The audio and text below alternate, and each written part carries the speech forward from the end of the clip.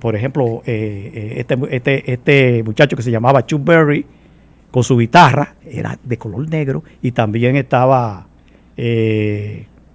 Ricardito, que le decían Little Richard Ricardito. Tú pasabas y subías por ahí, por donde está Casiva, en la iglesia de la Merced, en esa cuesta. Y eso de ahí para allá, lo que sonaba nada más era Ricardito.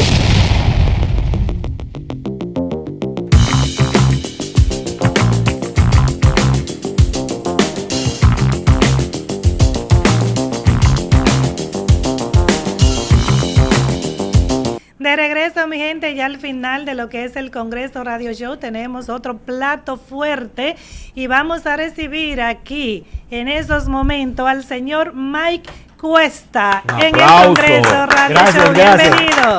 Gracias. Mike, bienvenido al Congreso. Tienes muchísimas cosas que contarnos. Tenemos que eres músico, arreglista, compositor. Ya tienes una trayectoria con grandes músicos que tú has estado con ellos participando. Así que háblanos un poquito de tu trayectoria. Gracias por invitarme a este programa y quiero agradecerle a Vision Global TV, al Congreso y a el productor de cine, Eddie Coradín Production. Sin él yo no hubiera podido estar aquí en este programa, que fue el que me hizo mi videoclip. Qué bien. Adelante. ¿Usted vive en New York o en Dominicana? Yo vivo desde el 1972 en la ciudad de Nueva York. Okay. Ya yo estoy retirado. Toda una vida retirado. Pero desde hace 10 años atrás yo empecé a trabajar en mis producciones de SOSMA, que es mi grupo, que es rock en español progresivo. Pocos grupos en Santo Domingo trabajan sobre esta música, porque tú sabes que cuando tú haces rock progresivo, tú tienes que saber el conocimiento de los grandes maestros y del rock sinfónico y mezclarlo. ¿Rock progresivo es un género musical? Es un género musical que tiene, como te dice, es una fusión del rock que viene de los grandes compositores como Mozart, Beethoven, Bach, y el rock sinfónico y todos esa nueva tecnología que hay hoy día de sintetizadores y guitarras que suenan haciendo, como te voy a decir, casi el mismo sonido que los otros instrumentos. ¿Cuándo te inició en la música? Tengo entendido que también usted toca instrumentos. Creo que lo vi por ahí tocando la batería. Sí, yo soy baterista. Ok. Mira, déjame decirte que en el 1964 pasó el acontecimiento más grande que puede recibir América, que fue la visita de los Beatles. Los Beatles vinieron a América como la primera banda sofisticada. Aquí habían bandas. Aquí estaba Elvis Presley, aquí estaba Chuck Berry, aquí estaba, ¿cómo te voy a decir? Little Richard, todos esos que eran individuales. Pero como banda sofisticada vino los Beatles y después vinieron a los 6 meses los Rolling Stones. ¿Qué pasa? Ellos trajeron la invasión británica. Esa invasión británica empezó a sonar en Santo Domingo fuertemente. Y cuando llegó la contienda de Santo Domingo, en abril, todas las emisoras de radio se paralizaron, no se oía radio, porque como había peleas y tiros en la calle, tú no ibas a tener una emisora ahí con un locutor. ¿Tú entiendes? ¿Qué pasa? ¿Qué pasa? Eso le daba que todas las emisoras de fuera, como la BBC de Londres, esa que se llamaba American, ¿cómo se llama? No me recuerdo muy bien. De las americanas, y además de eso estaba Venezuela, Puerto Rico, entraban fuertemente esa señal en Santo Domingo, a donde uno podía con una antenita tirarla en un radio de banda corta o larga, y tú lo ponías y entraban esas emisoras. Como te digo, vuelvo y te repito, la BBC de Londres. Era como una invasión musical. Exacto, la voz de los Estados Unidos. Eso entraba como si fuera un radio que tú prendieras en tu casa. Y yo tenía la oportunidad de que yo tiraba una antenita y tenía un techo al lado de una casa que tenía zinc, y eso me ayudaba muchísimo más. Yo escuchaba toda esa música que traía la invasión británica, y de ahí yo me inicié con la música. ¿Qué pasa? Que después del 1965, después de ese gran movimiento de músicos que casi nadie lo conoce, que vino desde el 1953, 54, 55, 57, los 50, hubo un músico que se llamaba Bill Haley que visitó Santo Domingo y hizo un escándalo en Santo Domingo. Él se presentó más de 5 lugares y el rock and roll se disparó en Santo Domingo. Desde luego ahí yo cogí. Se inserta. Me inserto. Okay. ¿Qué pasa? Pero no fue hasta el 1965, después, como te dije, después de la revolución, que yo formé un grupo.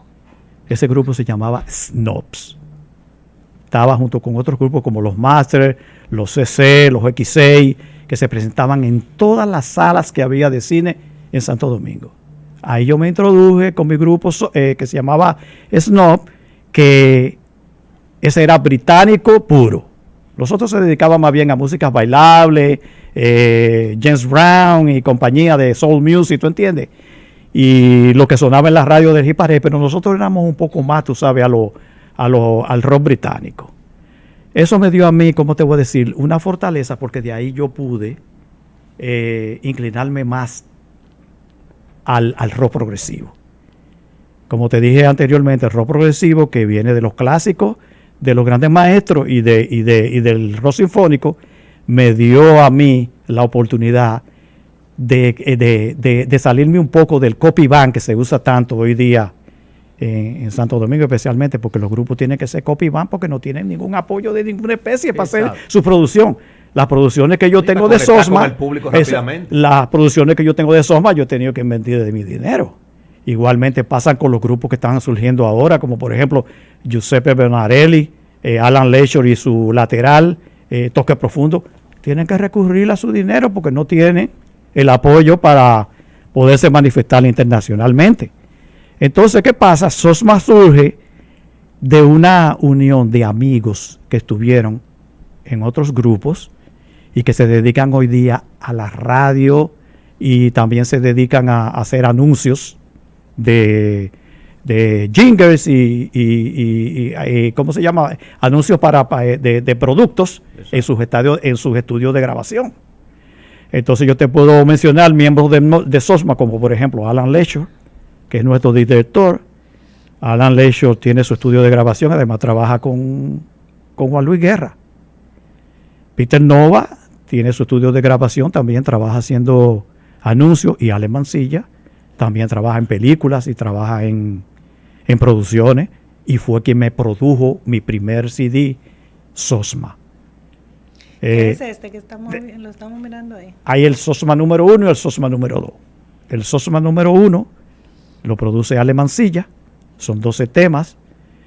El segundo es remasterizado con 3 canciones incluidas de Alan Leshor, que también es productor de rock, y Peter Nova, que es productor también de uno de los temas míos, y lo pusimos todo en un CD, que sacamos lo mejor del primer CD y lo incluimos en el segundo, que es remaster. Michael, bienvenido al Congreso Radio Show. Muchas gracias. Decía que ese género musical entró en los años 60 en adelante, 50 o 53. Gracias. Y que entró a través de la radio de estaciones extranjeras, pero realmente coincidió la entrada de ese género por la radio, pero el dominicano ponía la radio, sintonizaba la radio, no era buscando la música, sino buscando informaciones políticas, informaciones de la situación de las guerras y la Guerra Fría y todas esas cuestiones, sí, buscando informaciones que en el país no se podían obtener. ¿Qué podría decir déjame sobre decirte algo, que eso tú lo vas a tener muy claro en el documental que te hace Eddie Coradín, a donde no se sabe que se escuchaba mucho rock and roll en Santo Domingo. San Carlos se le decía la cuna del rock and roll dominicano. En el trujillismo, con perdón de los trujillistas, no quiero meter política ni nada. La historia, dígalo. Ramfi Trujillo. Ese Huasca. Ramfi Trujillo. Huasca, que es militar, Ramfi esa cosa, Trujillo. Trujillista militar. Cuando se inauguró el general ese Ramfi Trujillo, cuando se inauguró Radio Caribe en Santo Domingo, trajo el grupo de Bill Haley in the Comets, Bill Haley y los Cometas. Ya estaba una película que estaba en los teatros también de Santo Domingo. Eso estaba acabando. Entonces, ¿qué pasa? Hicieron el esfuerzo de traer para inaugurar esa emisora, que esa era una emisora que tenía 50 kilos, a par con la voz de los Estados Unidos y a par con la BBC de donde que se oía. Y transmitía en 5 idiomas y nadie sabía. Entonces, ¿qué pasa? Hay un cuento. Transmitía en 5 idiomas. En 5 idiomas transmitía esa emisora. Pero el pueblo dominicano no lo sabía. Se escuchaba, desde luego, porque ellos tenían banda larga. Tú tenías un radio de banda larga y tú estabas, por ejemplo, en España y ponía y podía oír Radio Caribe. ¿Oh, sí? Sí, eso no se sabía, pero eso te lo va a decir Coradín en su documental, ¿tú entiendes?, de rock progresivo. Pero para no decirte más nada que eso, entonces, el rock estaba en Santo Domingo prohibido por la dictadura. Sonaban, por ejemplo, este muchacho que se llamaba Chuck Berry, con su guitarra, era de color negro, y también estaba Ricardito, que le decían Little Richard Ricardito. Tú pasabas y subías por ahí, por donde está Casiva, en la iglesia de la Merced, en esa cuesta. Y eso de ahí para allá, lo que sonaba nada más era Ricardito, porque allá había programas que ya había de radio, de música, a donde te ponían toda la música que venía de Europa, que venían, ¿cómo te voy a decir?, de Argentina, venían también de México. Había muchos programas, y no solo eso, allí en Santo Domingo se celebraba la semana aniversaria, que la celebraban los Trujillo, allá ellos traían todo lo mejor que había del ¿cómo te voy a decir?, del continente americano. Pero no incluían a los americanos, porque ellos consideraban que esa cultura, primero era inglés, que no le tenía a nadie, y que su música no era una música que ellos iban a permitirla, pero como se disparó con el rock and roll imperialista. Exactamente, como se disparó mundialmente, porque Bill Haley se empezó a oír en el mundo, los Beatles empezaron a oír en el mundo después, pero Bill Haley ya tenía su público, y déjame decirte que no fue a Bill Haley que querían traer realmente. No quiero intervenir con el que sea Coradín que te dije aquí yo fuera que iban a traer, tú entiendes, de primero para Santo Domingo. ¿Quién era que iban a traer antes de que trajeron a Bill Haley? Eso será otra. Vamos a dejarlo ahí. No quiero meterme en ese documental. ¿Tú entiendes? Entonces, okay, perdón, sigue tú. Termina el concepto. No, digo yo, entonces de ahí surge Mike Cuesta tocando con su grupo Sosma, con su grupo Snob, que empezó después del 1969 por ahí. Y yo fui de los primeros que tuve la oportunidad de ir al estadio, se llamaba Tetelo Valde, estaba en San Pedro de Macorís, con un grupo que se llamaba Los Supersónicos, y además estaban los Masters, que ya se habían, los Masters principales que tenían, porque los Masters han tenido varias etapas, y yo fue uno de los que tuve la oportunidad de ir, y ahí estaba José Joaquín Pérez, y estaba Marco Cordero, que son en realidad lo que yo le diría los verdaderos precursores del rock dominicano, con el perdón de lo que digan otra gente. ¿Usted llegó a compartir con alguno de estos grandes rockeros de la época o después de esa época de la que estamos hablando? Mira, en Santo Domingo no se llevaban ninguno de estos grupos, porque te digo, nunca el rock ha tenido apoyo internacional como se tuvo después en ese tiempo. En ese tiempo lo que habían eran grupos locales dominicanos, buenísimos, eran copy band, pero te copiaban todos los discos que sonaban en el Hit Parade, que ponía José Joaquín Pérez, que ponía el Paco Pum, y ponían todos esos programas que había en Radio HZ, Radio HN y compañía. eso nosotros lo copiábamos. Entonces, unos se dedicaban a tocar grupos como, por ejemplo, los Beatles, los Rolling Stones, de John Rascal, y todos esos grupos siguieron haciendo música en teatros que se presentaban en toda la ciudad. Y ustedes en esa época también asumieron el outfit de los rockeros norteamericanos. Sí, porque éramos copiábamos todo lo que veíamos, y después como que llegó después el festival de Woodstock, y ahí se disparó todo lo que uno veía haciendo, todo lo que hacían eso, que salió Santana, que salieron todos esos grupos, y todavía en Santo Domingo, después que salió Santana también, tuvo este muchacho que hizo su banda buenísima de rock que se llamaba Iron Fire.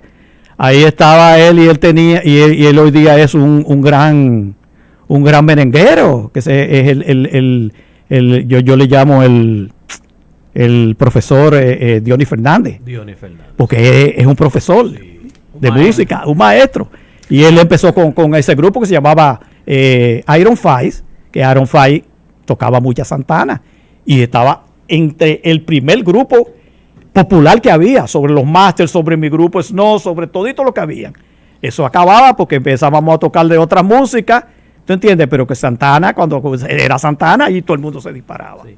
Maestro, ¿por qué esa farsa o errada percepción, diría yo, de vincular a los grupos de rock con el tema del consumo de alucinógenos? Bueno, mira, con que eso le da más de los jevitos. Nunca vimos grupos de rock en Villajuana, Villaconsuelo. Oye bien, ¿por qué eran los jevitos? Hubo una época que empezó en Santo Domingo, y lo voy a decir claro, se llamaba el rock ácido. El rock ácido. El rock ácido, acid rock, ¿tú entiendes? O el psicodélico. Okay. El rock psicodélico o rock ácido. Ahí habían supergrupos. De ahí sale Jimi Hendrix. Okay. De ahí salen los Who. De ahí salen, ¿cómo te voy a decir? Un sinnúmero de leyenda grupos. dominicana. Leyenda. Janis Joplin, todo eso que salieron, que estuvieron en Woodstock también, vienen de esa era alucinógena. ¿Tú entiendes? Entonces, ¿qué pasa? Eso es, ¿cómo te voy a decir? Era como una forma de inspiración. Era como no era una forma de inspiración, pero era una música que, ¿cómo te voy a decir? Que había muchos que estaban inclinados a usar el medio plástico, ¿tú entiendes? Sí. Entonces escuchaban esa música y en las nubes. En las nubes. Sí. Los planetas. Exactamente. Yo, gracias a Dios, les doy que yo tuve un par de padres, que mis padres me dieron valores morales fuertes y me explicaron verdaderamente qué pasa en el futuro. Cuando tú empiezas en eso, cómo se te manifiesta eso en el seguro, en el futuro. Es decir, que podemos decir que ese género musical, que aunque yo entiendo que gusta, pero también entiendo que no tuvo esa gran trascendencia, ese desarrollo en la República Dominicana, como esa aceptación. Es decir, ¿a qué se debe realmente la situación? A que vendía un grupo, un sector que... ¿Cómo le llamaríamos? Bueno, mira, esos eran grupos. No era popular. ¿Cómo podría mira, explicarme esos eso? grupos estaban en los Hiparey, en la venta de discos mundial, disparado por allá arriba. Había arriba grupos como por ejemplo Cream, que todavía está tocando uno de sus líderes que llena aquí estadios y llena cosas, se llama Eric Clapton. Eric Clapton empezó psicodélico. Sí. Los Beatles, que son los Beatles, tuvieron su época psicodélica. Son etapas por las que tú vas pasando y que tú te vas superando. Y era propio de la juventud. Exactamente, y tú te das cuenta. Yo fui a ver el año pasado con mi mujer en John Beach a un músico que se llamaba Allman, que tocaba en una banda que se llamaba The Allman Brothers Band. Y él estaba metido en ese género de música psicodélica y usaba muchísima droga y alcohol. Y después que él se dio cuenta de que cuando él se salió de ese medio y empezó a componer mejor, inclusive lo dice en un artículo que yo lo tengo en un papelito, en un libro en mi casa, donde dice, si yo te puedo aconsejar que tú te salgas de ese medio de alcohol y de drogas, tú vas a ver cómo tú te vas a sentir y dónde tú vas a poder llegar como músico. Mike, ya casi estamos al final del programa, pero quiero preguntarle ya mi última intervención sobre esos temas que ustedes tienen ahí. Eso, ¿se popularizó alguno de esos temas de ustedes que sean inéditos? Porque no vamos a hablar de lo que ya popularizaron otros artistas, sino de lo de ustedes. Bueno, mira, nosotros tenemos esos dos CD, el CD número 1 y el número 2 en todos los mercados cibernéticos, de hace ya más o menos como un año. Antes yo tenía un poco más con el CD número 1, pero ahora en el CD número 2 hemos podido, tú sabes, difundirnos mejor. Pero como te digo, el rock progresivo no es fácil de digerir. Tú tienes que tener cierto conocimiento musical y tú lo pones muy diferente con estos ritmos que hay ahora, que tienen un solo ritmo, tan, 1, 2, 3, 4. Es muy distinto cuando ya tú oyes. Este es como más relajado. No es que es más relajado, es que tiene demasiada introducción de cambios, Okay. ¿entiendes? A nivel musical y a nivel, como te voy a decir, de composición también. Nosotros lo encontramos en las plataformas. Sí, tú puedes en todas las plataformas, todos los mercados cibernéticos obtenibles y ahí está.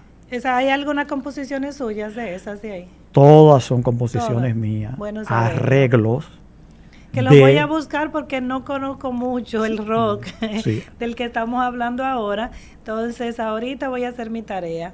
Todas esas composiciones son arreglos de Ale Mancilla. Tengo una canción también que es arreglo de Alan Lecho y un arreglo de Peter Nova. Y además de eso, en el videoclip, gracias a Eddie Coradín, ponemos todos los créditos de los que han participado. Michael, ¿entiende usted que ese género vale la pena seguirlo? Es decir, vale la pena económicamente, vale la pena desarrollarlo. Es decir, ¿se siente usted satisfecho de lo que ha hecho, de lo que está logrando y de lo que va a lograr? Mira, el rock progresivo, vuelvo y te repito, es el rock de los músicos. Tú tienes que tener cierto conocimiento musical para tú poder hacer rock progresivo.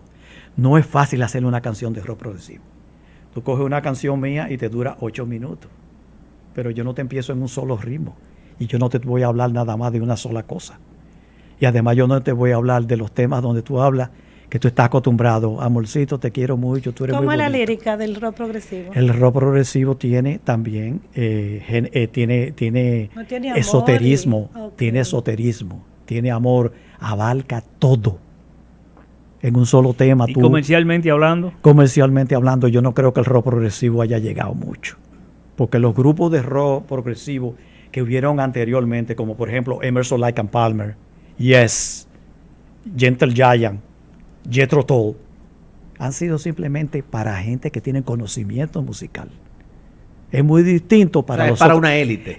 No es para una élite, yo decía, para gente que tiene conocimiento un poco, ¿te entiendes? De música. Para gente que sabe de Para música. gente que sabe de música. O sea, son la gente que Mira, te voy a hacer un valoran paréntesis fácil. Nosotros tenemos un genio dominicano, músico, Juan que Luis. cae parado. ¿Cuál es? No es Juan Luis Guerra, no. Ah, Juan Luis Guerra, con perdón, me quito Claro. se llama Michel Camilo. ok, Sí. ok. Donde Michel Camilo cae, usted tiene que quitarse el sombrero. Entonces, ¿qué pasa? ¿En qué emisora aquí tú me pones, por ejemplo, y tú oyes a Michel Camilo?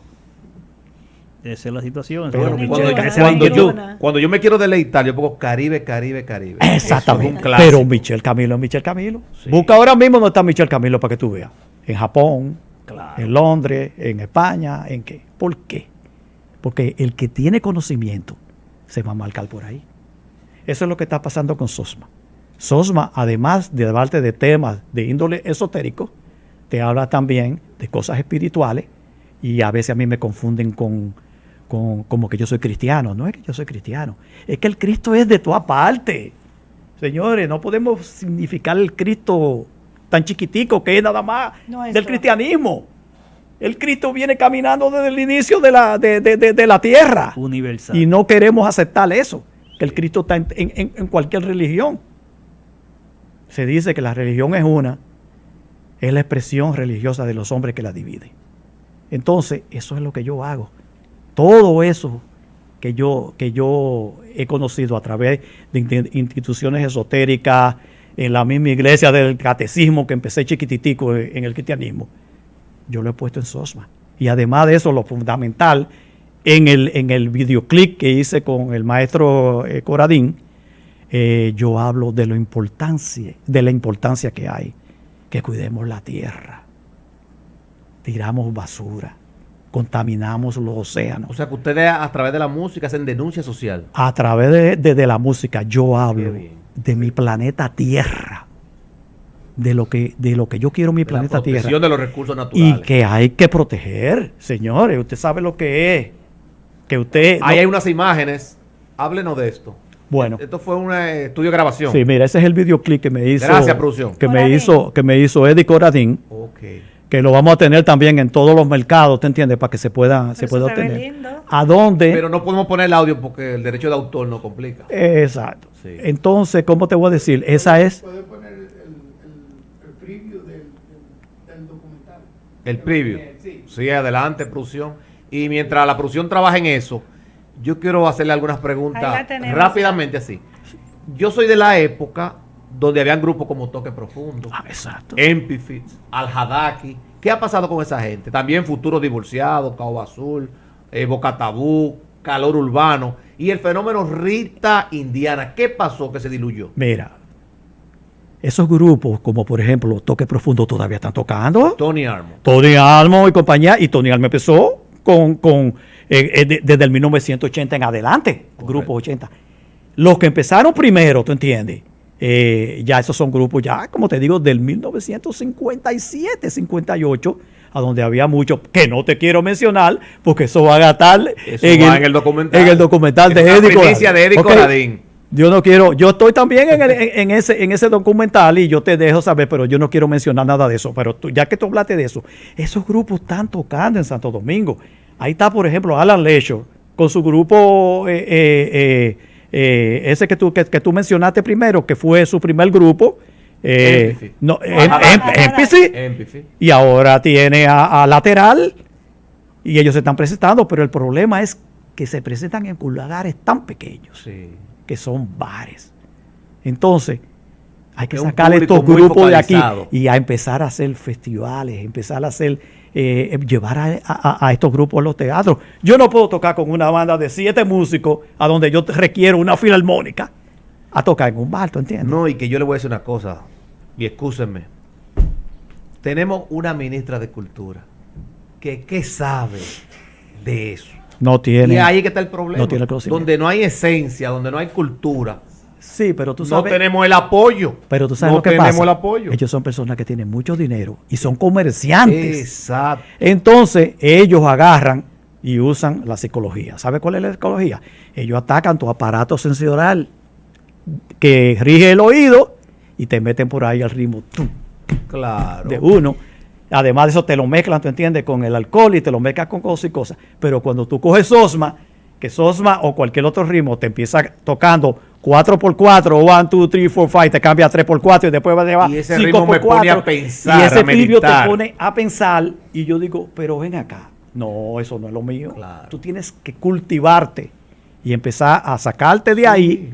Porque a ti te han cogido como un objeto. Prefieren un público borrego, efectivamente, esclavizarlo, exacto, y después resolverle con 300 pesos y un pica-pollo. Efectivamente. Eso es un condicionamiento operante. Y Sigmund Freud hablaba de eso, el psicoanalista. Y no solamente todos esos grupos, mira, tienen talento, claro. Toque profundo, lateral, ¿te entiendes? Sí, sí. Pero el apoyo que yo quisiera ver, donde yo quisiera ver esos grupos, que no sea del amiguismo que vivan y de la familia, como yo, que yo hice dos actuaciones en Santo Domingo, en teatro. Se te quedó al Hadaki, que es tremendo. Exacto. Sí. Viene mucho al Hadaki aquí a New York. Sí, yo lo puedo traer si quieres. ¿En serio? Claro. Yo lo fui a ver ahí en día y noche. En día y noche. Yo lo tengo a todos. Ok, nos dice nuestro productor que está listo para ver el preview. Adelante. El preview, adelante, producción.